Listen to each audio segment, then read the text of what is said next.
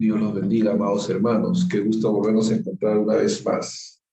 Vamos a estar compartiendo la palabra, vamos a estar edificándonos en la fe, creciendo en el conocimiento de la verdad.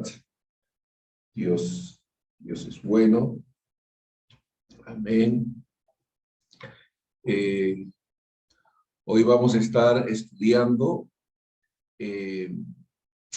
varios aspectos que tienen que ver con la gracia de Dios, con la obra de Dios en nosotros. La palabra gracia a veces resulta tan familiar para nosotros que perdemos de vista el hecho de que Dios, realmente de la obra grandiosa que Dios ha llevado a cabo en nosotros, ¿no? Y eso se debe precisamente a que nos familiarizamos, estamos tan familiarizados con el término gracia, que ha perdido muchas veces su sentido, su valor, su sustancia, y no la entendemos a la luz de lo que la Escritura dice. Y así es como debemos entenderlo, a la luz de la palabra de Dios. La gracia es fundamental para nosotros. Y vamos a estar viendo qué nos enseña la gracia, qué la gracia nos comunica a nosotros, ¿no? ¿Cuáles son las verdades que hay alrededor de estos principios gloriosos que es la gracia de Dios? Y vamos a prestar mucha atención a cada una de estas verdades, ¿no? De todo lo que Dios realmente nos ha comunicado, ¿no? Todo lo que encierra esta palabra tan preciosa, porque debido precisamente a que no tenemos una visión clara de lo que la gracia significa, a veces podemos, sin darnos cuenta, no aprovechar, ¿no? Y no experimentar un gran gozo, una gran libertad en base a lo que Dios ha hecho.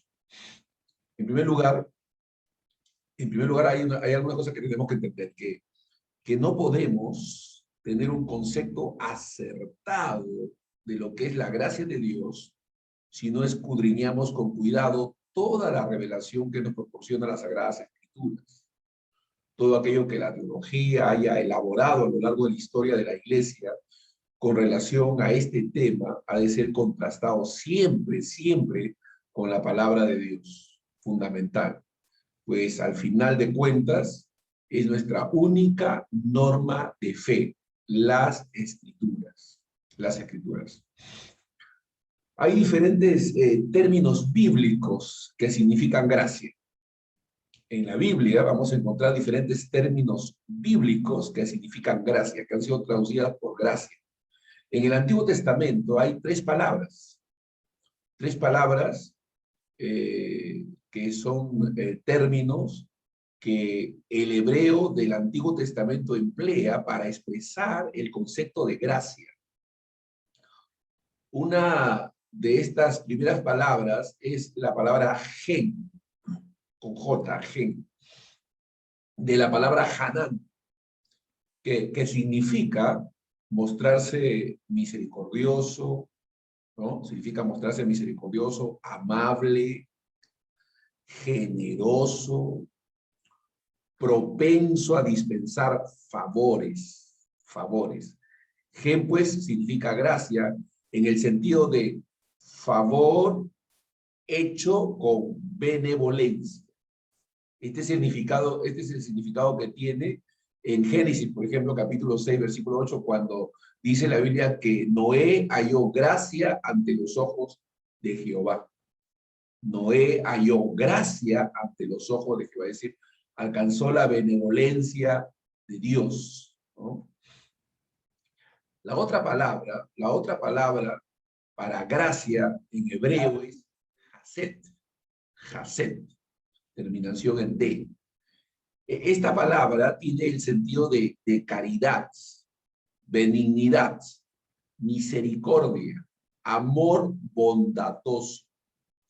En cierta manera corresponde a la idea nuevo testamentaria de gracia en relación con la redención. La encontramos, por ejemplo, en Éxodo 26, cuando dice que y hago misericordias a millares, ¿no? Amor bondadoso. Y hago misericordia a millares, ¿no? Por ejemplo, en segunda de Samuel, capítulo 9, versículo 1, dice, ¿ha quedado alguno a quien yo pueda favorecer, ¿no? Con quien yo pueda hacer misericordia?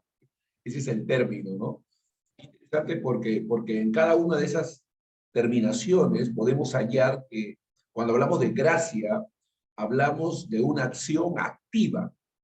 No es una acción pasiva, es una acción activa.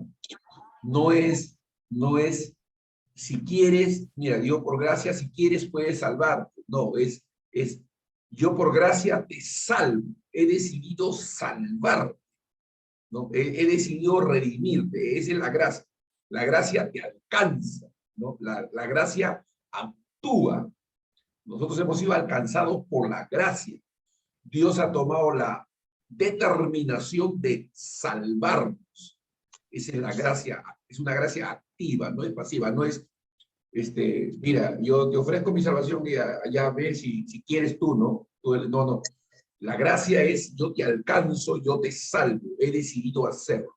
No es una acción activa, no es una acción pasiva. Muy importante, porque cuando entendemos eso nos regocijamos, ¿no? Pues nos damos cuenta que nosotros no elegimos al Señor, Él nos eligió a nosotros, ¿no? No me elegisteis vosotros, antes yo, dijo Jesús, antes yo os he elegido a ustedes. Esa es la gracia, yo os he elegido, los he alcanzado. La tercera palabra hebrea es raxón, que significa contentamiento, aceptación o buena voluntad. ¡Wow! Maravilloso. Contentamiento, aceptación o buena voluntad. Quiere decir que esa gracia no es como, bueno, ¿qué voy a hacer? Te voy a salvar. No, sino estoy emocionado, estoy contento, estoy feliz de salvarte, de mostrarte mi bondad. Me siento regocijado, satisfecho de salvarte, ¿no?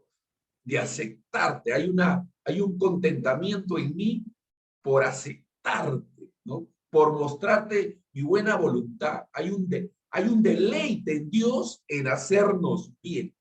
Esa es la gracia, ¿no? Dios se deleita en hacernos bien. Aleluya. Maravillosa gracia, ¿no? Somos el objeto de su amor. Es como allá en Isaías cuando dice, yo te he llamado Jexibá, yo te he llamado Jexibá, que significa tú eres mi deleite y yo me deleito en ti, ¿no? Esa es la palabra raxón. Así la encontramos en Isaías 60:10, ¿no? En Isaías 60:10. Entonces, nosotros podemos encontrar que realmente cuando hablamos de gracia, estamos hablando de una actividad gloriosa, maravillosa en Dios. Dios ha decidido manifestar su gracia. Y su gracia es toda la bondad, todo el favor, todo el deleite de Dios manifestado y expresado en nosotros. Aleluya. Es una acción, no es, hay que entender porque a veces podemos pensar que es algo como pasivo, ¿no? De que, bueno, Dios ha extendido su gracia, pero no, su gracia nos ha alcanzado, su gracia nos ha salvado, su gracia nos ha sobrecogido. Aleluya, ¿no? Dios se deleita en hacernos bien, en hacernos bien. Qué maravilloso. Entonces, razón es la palabra, ¿no? Que es la palabra correspondiente al griego eudokia, ¿no? Correspondiendo al griego eudokia. que es también contentamiento, ¿no? Aceptación. Dios nos ha aceptado.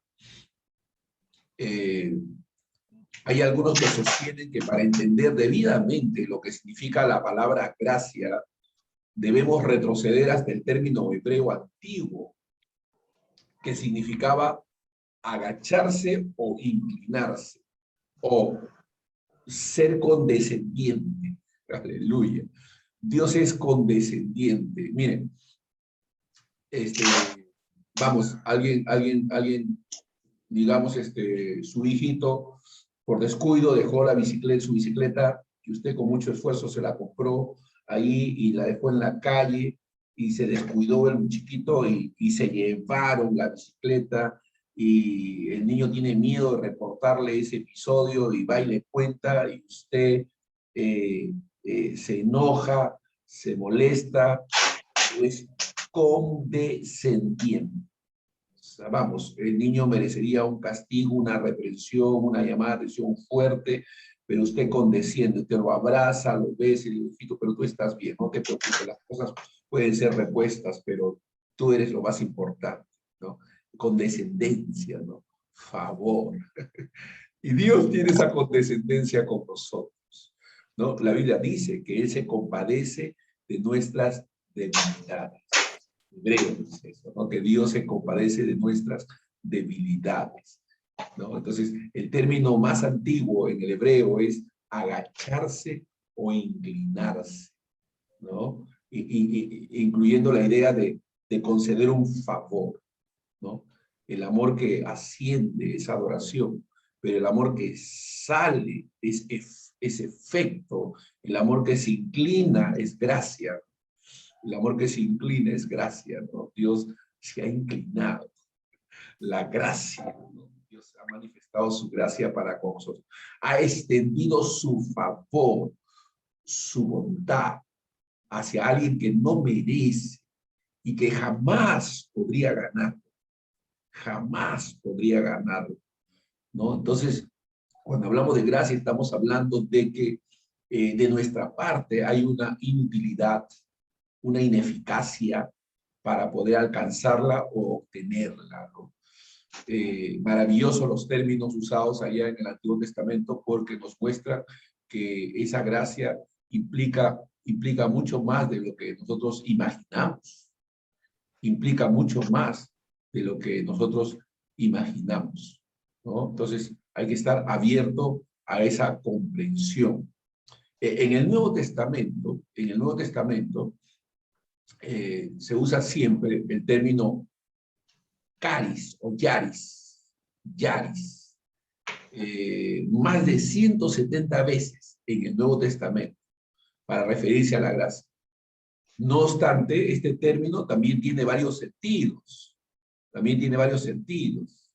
En el sentido más elemental, dentro y fuera de la Biblia, es el sentido de encantamiento, ¿no? Encanto o atractivo, ¿no? Porque entonces, engañosa es la gracia y vana la hermosura, ¿no? Ahí el término, esa palabra gracia se está usando en un sentido de encanto o de atractivo, ¿no? Este sentido ha pasado a las lenguas latinas y al vulgo lo conoce muy bien. ¿Qué gracia tiene? Me has caído bien, no me has caído en gracia, así no hablamos, me has caído en gracia, decimos, ¿no? Entonces, eres encantador, eres atractivo, ¿no? O sea, ese es un sentido, el sentido más elemental, ¿no? Que la gente suele usar cuando se refiere a la gracia. Pero otro sentido también elemental y muy empleado por todos es el de agradecimiento. Entonces, bueno, muchas gracias. ¿Han escuchado? Muchas gracias, ¿no? Cuando nosotros decimos muchas gracias, estamos dando una señal de gratitud, o dar gracias, ¿no?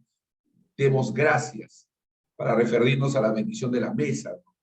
Así el término se emplea para expresar una reacción emocional de alguien que ha sido bendecido o ha recibido algún favor.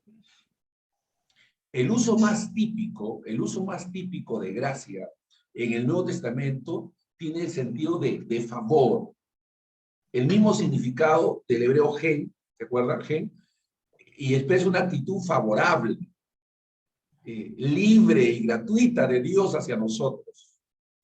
Aleluya, es es una actitud favorable. O sea, Dios está de nuestra parte. Es como cuando del colegio te mandan a llamar porque tu hijo se ha portado mal, pero tú ya de manera inconsciente, en el caso de Dios es consciente, pero tú de manera inconsciente como padre o madre tienes una actitud defensiva, ¿no? De excusar a tu hijo, ¿no? De justificarlo, ¿no? A pesar de que se ha portado mal. O sea, no, profesora, mire, que bueno, ¿no? Entonces, hay una actitud, ¿no? En el caso de Dios no es una actitud inconsciente, es consciente. Dios ha decidido estar a nuestro favor. Dios ha decidido estar a nuestro favor. Por eso dice la Biblia que Jacob puede ser mirado con cierta observación en cuanto a cómo se conducía. Sin embargo, el favor de Dios era con él. Por eso la Biblia dice, Jehová no vio iniquidad en Jacob. Jehová no vio iniquidad en Jacob. Si no vio iniquidad, es gracia, ¿no? Gracia, ¿no? Una actitud favorable de parte de Dios para con Jacob. Es una actitud libre, gratuita. La gracia no se puede ganar, no se puede conquistar, no se puede lograr por una acción externa a Dios. Es algo de Dios, que sale, nace en Dios, se produce en Dios mismo, emana de Dios. Es la gracia con la cual Él nos salva, ¿no? Es un don que se imparte para la edificación nuestra. Amén. Entonces es la obra de Dios en nosotros. Gracia, en su sentido también positivo, es una gracia que nos habilita para actuar por encima de nuestras fuerzas naturales, ¿no? Escuche esto también porque es importante, fíjese. La gracia nos potencia, nos capacita para vivir por encima de nuestras propias debilidades. ¡Wow! ¿Se da cuenta? O sea, nosotros por la gracia nos sobreponemos a nuestras fragilidades y debilidades y prevalecemos sobre ellas, porque la gracia nos potencia. La gracia nos potencia, nos capacita, ¿no? Cristo Jesús es la gracia de Dios encarnada. Cristo Jesús es la gracia de Dios hecha carne.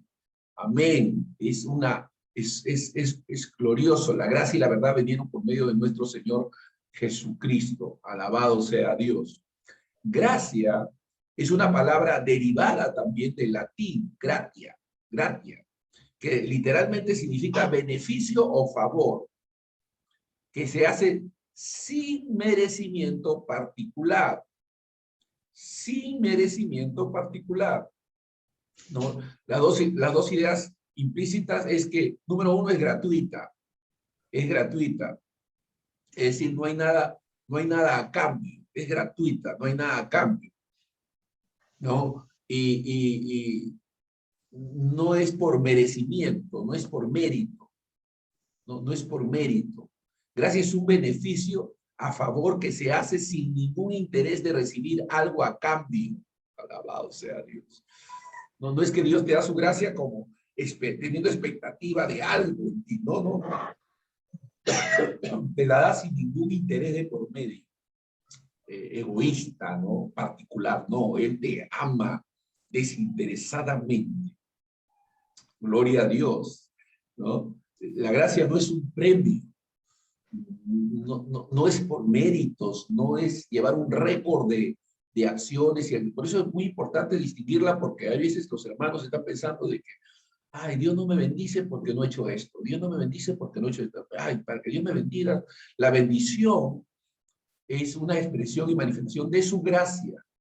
La bendición es una expresión y manifestación de su gracia, ¿no? Y su gracia es la que hace posible que Él nos bendiga, manifieste su favor y todo, por gracia, ¿no? Entonces debemos nosotros entender que Dios es el dador de toda gracia. Aleluya. Aleluya. Dios nos ha bendecido, Dios nos ha escogido, ¿no? Ahora, Cuando hablamos de la gracia, vamos a leerlo a la luz del Nuevo Testamento. Fíjense, en Tito capítulo 2, versículo 11 al 13, ya hablando desde una perspectiva nuevo testamentaria, ¿no? Nuevo testamentario, o sea, ya mirándola a la luz de las epístolas, a la luz de la comprensión y revelación que el apóstol Pablo tenía, ¿no? Entonces, ahí dice, en Tito 2, 11 al 13, dice, porque la gracia de Dios se ha manifestado. Todas las características mencionadas hasta ahora de la gracia, dice la Escritura que se ha manifestado para salvación a todos los hombres. No se vaya a confundir por este término de a todos los hombres, ¿ya? Porque a veces la gente cree que la salvación es universal y que todos ya son salvos y que lo único que tienen que hacer es recibir el perdón porque ya son salvos, sea que la reciban. No. La gracia es algo que reciben los hombres, que aceptan el perdón de Dios y que creen en el Señor Jesucristo, ¿no? La gracia se ha manifestado para la salvación a todos los hombres, enseñándonos. Y aquí vamos a tocar algunos aspectos que tienen que ver de cómo la gracia trabaja. A ver, repito. Aquí vamos a ver algunos aspectos de cómo la gracia trabaja. La gracia es positiva. La gracia es proactiva. La gracia hace posible que vivamos por encima de nuestras debilidades y fragilidades. La gracia nos potencia para vivir vidas santas. Entonces, ¿qué hace la gracia? La gracia nos enseña, dice, enseñándonos, instruyéndonos, capacitándonos, potenciándonos. Aleluya. Eso es lo que hace la gracia, porque la gracia no es pasiva, la gracia es activa. Nosotros colaboramos con Dios, pero nos esforzamos en la gracia que es en Cristo Jesús. O sea, no nos esforzamos en nuestra propia capacidad, habilidad, energía, potencia. No, nuestro esfuerzo no es en aspectos naturales. Las armas de nuestra misión no son carnales. Nosotros nos esforzamos en la gracia. Confiamos en la gracia. Nos apoyamos en la gracia. Nuestro sostén es la gracia. La gracia nos potencia, ¿no? Ese favor de Dios que no merecemos nos capacita, nos potencia. Entonces, enseñándonos que renunciando a la impiedad y a los deseos mundanos, vivamos en este siglo sobria, justa y piadosamente. O sea, la gracia nos da la habilidad para vivir sobria, justa y piadosamente. Por eso es que hay frutos que se evidencian, se hacen evidentes en nosotros las nuevas criaturas, la nueva creación, los hijos de Dios. Estos frutos son evidencias de que la gracia nos ha alcanzado, porque por gracia somos justificados, somos regenerados, somos redimidos, somos santificados. La gracia nos da esos favores, hace posible esos favores en nosotros. Repito, nos capacita para vivir en este siglo sobria, justa y piadosamente. Sobria, justa y piadosamente. Aguardando la esperanza bienaventurada y la manifestación gloriosa de nuestro gran Dios y Salvador Jesucristo. Aleluya. ¿No? Qué interesante. Nos da esperanza. Abre nuestros ojos para que estemos esperanzados en la manifestación gloriosa de nuestro Señor, porque Él viene, aleluya, y la gracia nos capacita para mantenernos en esa expectativa, Repito, porque la gracia de Dios se ha manifestado para salvación a todos los hombres, enseñándonos que renunciando a la impiedad y a los deseos mundanos renunciando, ¿no? Nos capacita para renunciar a la impiedad y a los deseos mundanos. Vivamos en este siglo sobria, justa y piadosamente, o sea, santificadamente.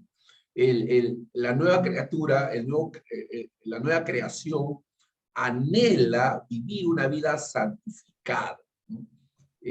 Anhela vivir una vida santificada, piadosa, aguardando la esperanza bienaventurada y la manifestación de nuestro gran Dios y Salvador Jesucristo. Bendito sea Dios. Maravillosa, maravillosa declaración, ¿no? Recuerden, Tito 2, 11 al 13. Ténganlo presente, tengan presente este pasaje maravilloso que nos muestra que la potencia de la gracia en nosotros es inigualable, incalculable, es, aleluya, infinita, maravillosa. Ahora, cuando nosotros hablamos de la doctrina de la gracia, este es un concepto realmente maravilloso, porque el mundo, como les digo, limita la gracia a aspectos de gratitud, bueno, muchas gracias, a aspectos de la hermosura, ¿no? Hoy, qué linda es la niña, ¿no? Tiene mucha gracia, ¿no? Cosas como esas. Pero la gracia significa buena voluntad, bondad, favor. Taylor dice eso, ¿no? Un teólogo lo define de esa manera. La gracia significa buena voluntad, bondad, favor. Aleluya, ¿no? Entonces, Dios tiene una buena voluntad para con nosotros. Dios ha decidido hacernos bien. Él es bondadoso, bondadoso. Nos da de su favor, ¿no? Una definición muy popular es favor no merecido, ¿no? O sea, ¿qué es la gracia? Es un favor no merecido, así lo decimos, ¿no? Es un favor no merecido. Y efectivamente, no lo merecemos. Calvino decía, un poquito tratando de explicar cómo funciona la gracia, él decía, cuando tú no recibes algo que pides, recuerda que siempre tienes más de lo que mereces. Maravillosa definición de la gracia. Decía, cuando tú no recibes algo que pides, recuerda, ten presente que siempre tienes más de lo que mereces. ¿Qué merecemos? Nada. Nada. Merecemos el infierno, merecemos el juicio de Dios.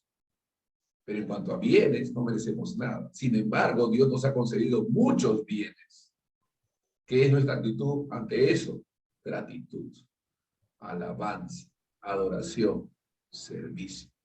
La Biblia enseña claramente que somos salvos por gracia. La Biblia enseña claramente que somos salvos por gracia. Y para caminar en gracia siempre, o sea, no ha habido nada en nosotros, ¿no?, que nosotros pudiéramos haber hecho para alcanzar esa gracia. Entonces Dios nos ha alcanzado por su gracia. Somos salvos por gracia, no la merecemos, no la merecíamos. Somos, dice la Escritura en Romanos 3:24, que somos justificados gratuitamente por la gracia de Dios, por medio de la redención que es en Cristo Jesús. Sí, alguien pagó un precio muy alto, alguien pagó, alguien cargó sobre sí nuestro castigo, pero la receptividad nuestra es solo por gracia. Alguien hizo por nosotros, alguien sufrió, alguien nos sustituyó y nosotros la recibimos gratuitamente, ¿no? Sin mérito alguno. El don de Dios es la salvación por gracia por medio de la fe, no por obras. No por obras. Nunca fue por obras, nunca será por obras. Que habla de que al final la gente será salva porque no se dejará sellar por la marca de la bestia y tendrán que morir para poder ser salvos. No. Si tú pones la figura de esa manera en tu escatología, entonces tú estás diciendo que la salvación es por obras. ¿no? Tú estás diciendo que la salvación es por obra, que al final la salvación va a ser por obra. No, es por fe. Es por fe. No, no es por no dejarte sellar, no dejarte la marca, no, es por gracia, es por fe, ¿no? Entonces, y los que son de la gracia, pues, los que han recibido esa gracia, tienen poder, potencia, capacidad para rechazar todo lo que el diablo quiera ofrecerles o invitarles. Amén. Por el poder de Dios. Por el poder de Dios. Es la gracia de Dios. Es la gracia de Dios efectuada, manifestada en nosotros. Y tenemos que así asumirla. Gloria a Dios. Es el don de Dios. La salvación es por gracia. Téngalo siempre presente. No vaya a pensar que hay algún mérito. Usted se merecía. Hay gente que dice, mira, como yo fui sincero, yo estuve buscando a Dios, yo siempre toda mi vida he sido bien religioso, siempre estoy buscando a Dios. No, no, no. La Biblia dice claramente que no hay quien busque a Dios, no hay ni siquiera uno, ¿no? Entonces es una obra de gracia, de misericordia. Sin embargo, algunos entienden mal y abusan del concepto de la gracia. Yo creo que esto le pasa a personas que puede ser porque no entienden claramente lo que la gracia significa, o puede ser porque definitivamente no son salvos, porque no hay otra razón. O sea, no puede ser que una persona que es salva quiera abusar o hacer un uso inadecuado de esa gracia. Eso es imposible. Hay gente que cree que la gracia permite a alguien pecar sin consecuencias, por ejemplo. Que ya que como tú has sido salvo por gracia, ya no importa si pecas, si vives una vida desordenada, entregada al pecado, no. ¿No? Y Pablo y Judas rebaten esos conceptos en sus escritos. En Romanos 6, cuando Pablo habla de la santificación y Judas habla del rechazo a una vida liberal, entonces los dos rebaten ese pensamiento de que el pecado no importa. Sí importa. Importa tanto que Cristo murió en la cruz del Calvario. El pecado para Dios fue tan serio, tan terrible, que sacrificó a su propio hijo y su hijo murió por nosotros. Pero el pecado no es de pequeña significancia. No, no, no. El pecado tiene un gran significado y una gran consecuencia, y hay que tener cuidado. Dios no nos ha llamado a vivir una vida desordenada, aunque podemos fallar y pecar eventualmente, pero definitivamente vamos a aborrecer el pecado, vamos a querer vivir una vida libre, alejada de todo ello por el poder de Dios, ¿no? En Tito 2:11 al 15 leemos sobre la gracia de Dios que trae salvación. Ciertamente no nos da licencia o libertad para pecar, ¿no? Vamos a considerar el texto más de cerca, ¿ya? Entonces, ¿qué está diciendo el Señor? Cuando hablamos de esta salvación grande que el Señor nos ha ofrecido, hay que entender que esta gracia se mantuvo oculto desde tiempos eternos, dice en Romanos 16:25, que se ha manifestado en estos postreros tiempos. La gracia y la verdad, dice Juan, vinieron por medio de nuestro Señor Jesucristo. Entonces, esta gracia, aunque estuvo, digamos, manifestándose de manera regular en el Antiguo Testamento, la manifestación plena, total y absoluta vino a través de Cristo. Entonces, esto estuvo oculto desde tiempos eternos, pero se ha manifestado en estos posteriores tiempos a través de nuestro Señor Jesucristo. Dice la Biblia que había estado oculto desde los siglos y edades, dice Colosenses capítulo 1, de 26 al 27. El plan de Dios para redimir, había sido un misterio aún para los ángeles. Así lo registra Pedro. Primera de Pedro 1, 10 al 12, dice que ni los ángeles tenían conocimiento de esto que el Señor tenía planeado para la humanidad, para nosotros la iglesia, ¿no? Pero dice la Escritura que Él ha parecido bien manifestarlo a los hombres, ¿no? A todos los hombres, bendito sea Dios. Entonces, ahora ha sido revelado. Pero ¿cómo empieza? En Cristo. Inicia con la enseñanza de nuestro mismo Señor Jesucristo, con la presencia de Él. Se expresa a través de la predicación de sus siervos, de los apóstoles, y ahora se ha dado a conocer a todas las naciones. O sea, es un tema fundamental del Evangelio, porque de tal manera amó Dios al mundo que ha dado a su Hijo unigénito, para que todo aquel que en él crea, no se pierda, mas tenga vida en su nombre. Alabado sea Dios. O sea, Dios ha manifestado su gracia, se difunde ahora el tema de la gracia, es el tema central del Evangelio, la gracia de Dios, es por la gracia de Dios. Dios nos ha hecho aceptos en el amado, en Cristo Jesús, y todo tiene que ver con la persona de Cristo. La gracia de Dios que trae salvación, a diferencia del gnosticismo, que se cubre a sí mismo en secreto privilegiado, son las buenas nuevas que Dios pretende que sea oído por todos. No solo oír, sino también prestar atención a este mensaje maravilloso.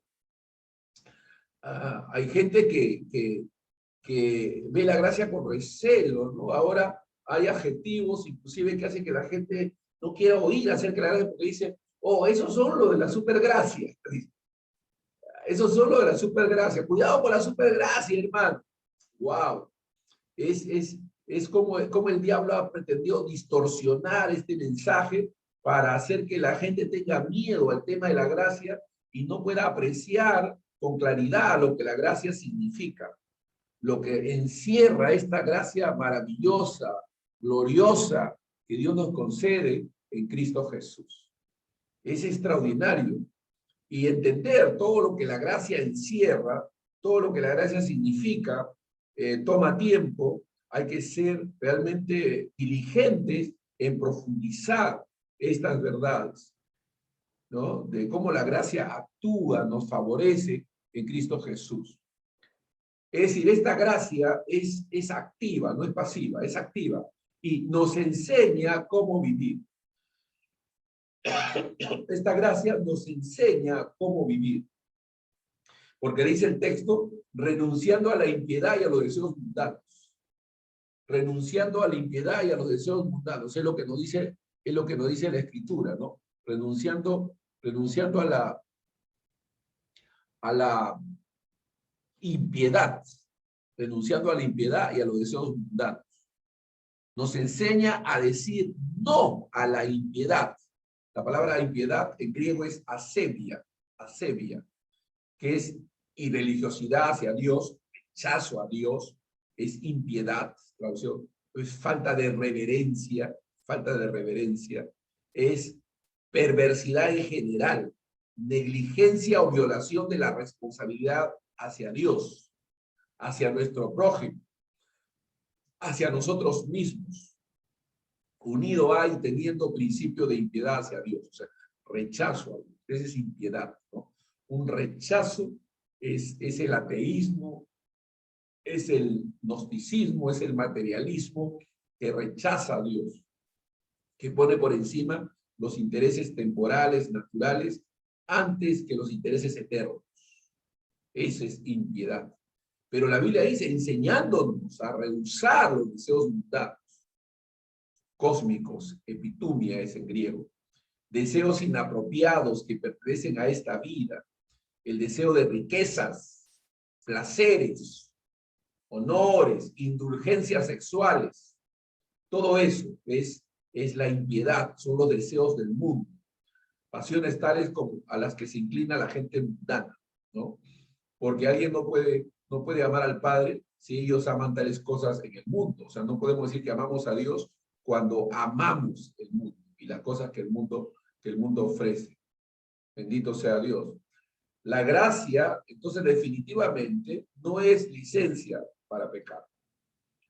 Nos llama a amar a Dios. Nos llama y nos mueve a amar las cosas de Dios, las cosas santas, las cosas puras. Eso es lo que hace la gracia para nosotros.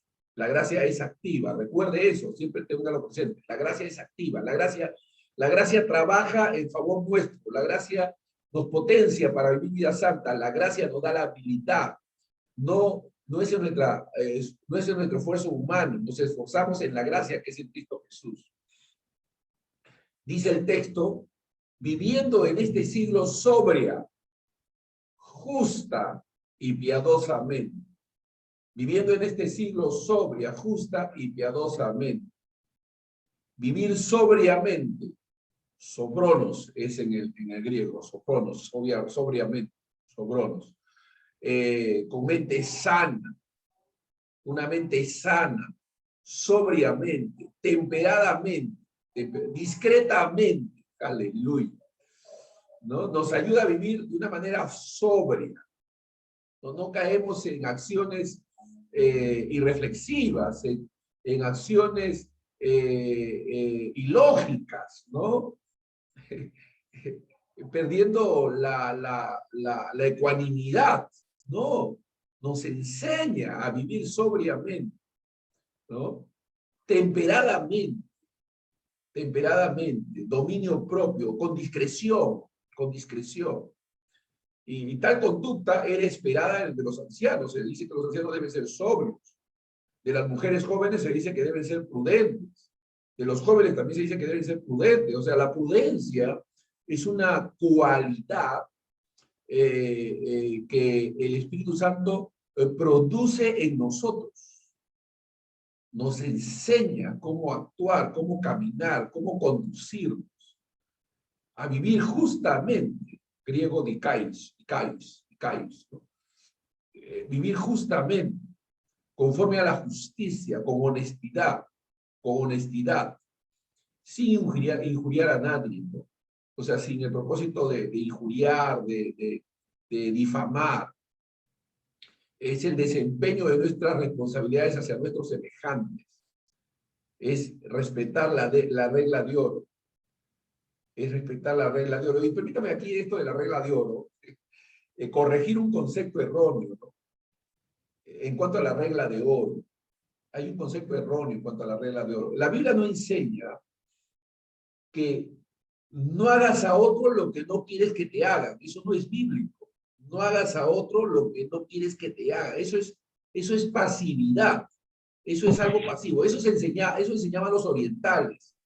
No hagas a otro lo que no quieres. Jesús toma eso y lo hace activo. Él dice, todo lo que quieres que los hombres hagan contigo, esto aceptes. Es activo, o sea, no es pasivo de no hagas a otro lo que no quieres que te hagan. No, es activo, es haz todo lo que quieres que los demás hagan contigo, hazlo con ellos. La regla de oro es una invitación a una acción activa, no a una acción pasiva. La regla de oro es una invitación a acciones activas, no pasivas. No es no hagas a otro, no, haz a otros lo que quieres que te hagan. O sea, haz que hagan.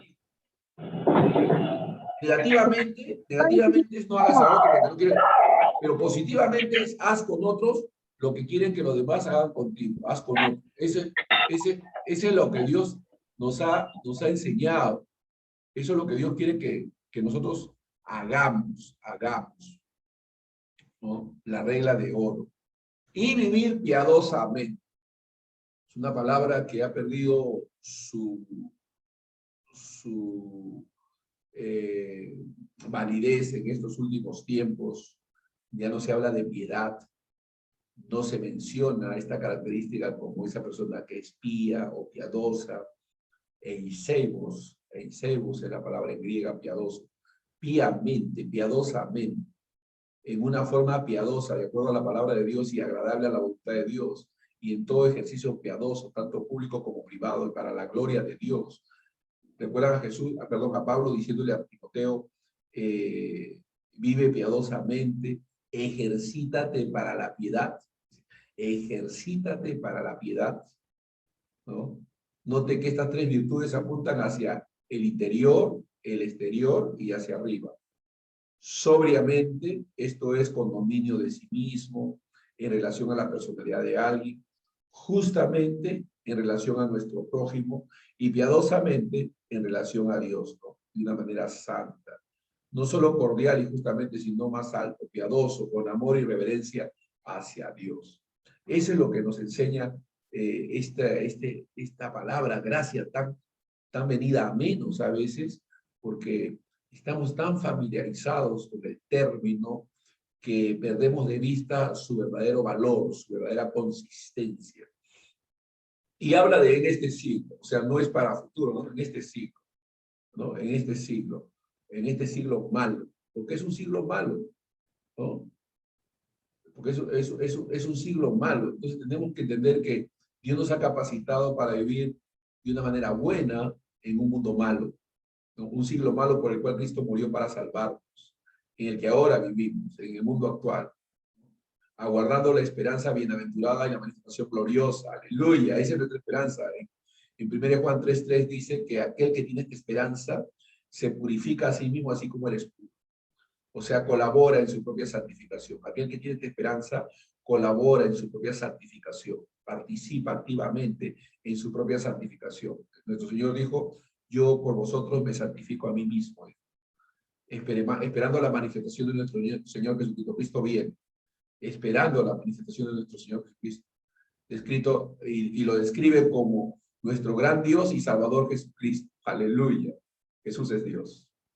Yo les he dicho, la revelación más grande que el cristiano pueda tener es la divinidad de Cristo. Jesús es Dios. Jesús es Dios hecho carne, habitó entre nosotros. Entonces la gracia nos enseña cómo vivir en este mundo, nos prepara para vivir una vida victoriosa en medio de un mundo malo, de un mundo pecaminoso, nos da la habilidad para vivir victorioso sobre este mundo. Esta es vuestra fe, la que vence al mundo, dice. Es la maravillosa gracia de Dios que está ofrecida y manifestada en nuestras vidas. Y involucra el don de Jesús de sí mismo, ¿no? Involucra el don de Jesús de sí mismo para redimirnos de toda iniquidad, para redimirnos de toda iniquidad.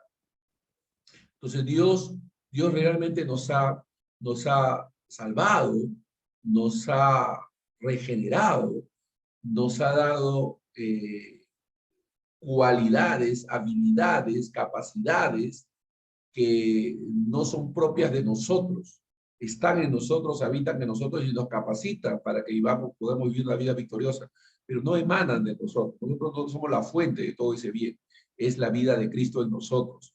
El apóstol Pablo podía decir con confianza, ya no vivo yo, más Cristo vive en mí, y todo lo que vivo lo vivo en la fe del Hijo de Dios. Es decir, en el aspecto natural somos vasos de barro y somos débiles, pero en el aspecto sobrenatural hemos recibido una vida potente, ¿no? Que nos habilita para vivir por encima de nuestras propias debilidades y fragilidades. Somos conscientes de que somos débiles, pero Dios nos da la habilidad, por su gracia, para vivir vidas victoriosas, vidas capaces, para santificar nuestra vida, para vivir vidas santificadas.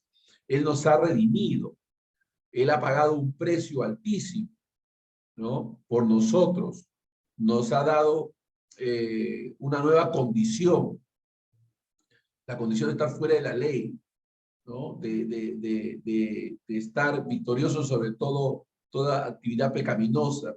Jesús murió para liberarnos de la culpa, de la ausencia de la ley. Él ofreció su vida por nosotros, ocupó nuestro lugar, nos sustituyó, ¿no? Dio su sangre como compensación por nuestras vidas, ¿no? Dio su sangre como compensación por nuestros pecados. Concluyendo la enseñanza, en relación a tales cosas, Tito debía hablar a los hermanos. O sea, este debía ser un mensaje recurrente en él para exhortar, animar a los hermanos, reprenderlos con toda autoridad, para que ese sea el mensaje, no permitiendo que nadie lo menospreciara. Tales cosas debían ser enfatizadas y deberían ser enfatizadas en nuestra predicación actual, ¿no? Deberíamos estar hablando de estos temas, de estas cosas. La predicación debería estar cargada de un mensaje de gracia, de esperanza, de vida, de salvación en Cristo, más allá de las coyunturas y mensajes circunstanciales, ¿no?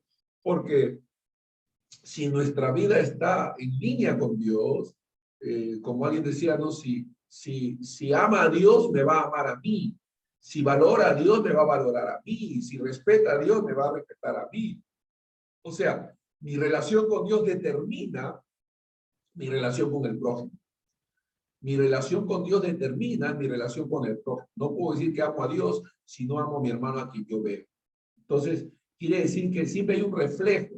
Esa relación con Dios se va a reflejar en nuestra conducta, en nuestras acciones, la forma de cómo nosotros nos desarrollamos, cómo nosotros desempeñamos, nuestras actitudes, todo va a ser un reflejo de esa relación que tenemos con Dios. Ciertamente hay una batalla, hay una lucha, pero vamos a querer vivir vidas santas, vidas puras, ¿no? Reconociendo que nos equivocamos, que a veces pecamos, reconociendo esas fragilidades, esas debilidades, reconociéndolas, pero sobreponiéndonos a ellas por el poder de Dios, por la gracia de Dios. Entonces quiere decir que la gracia de Dios no excluye nuestra obediencia. La gracia de Dios no excluye nuestra obediencia, pero nuestra obediencia es una respuesta a esa gracia que, alabado sea Dios, ha operado en nosotros. No excluye las obras, no excluye las obras, ¿no? Pero no son méritos, no hacemos obras por méritos. Hacemos obras buenas en respuesta a la obra de Dios. La Biblia dice que somos hechura suya, creados en Cristo Jesús para buenas obras. O sea que las buenas obras no son sino el fruto, el resultado de haber tenido un verdadero encuentro con Dios en la persona de Jesucristo. Se inicia con la fe, el arrepentimiento, el bautismo, ¿no? Es una fe viva en Dios, en Cristo Jesús, es arrepentimiento genuino contra todo pecado, es la identificación de la muerte con Cristo en el bautismo, es la obra de Dios.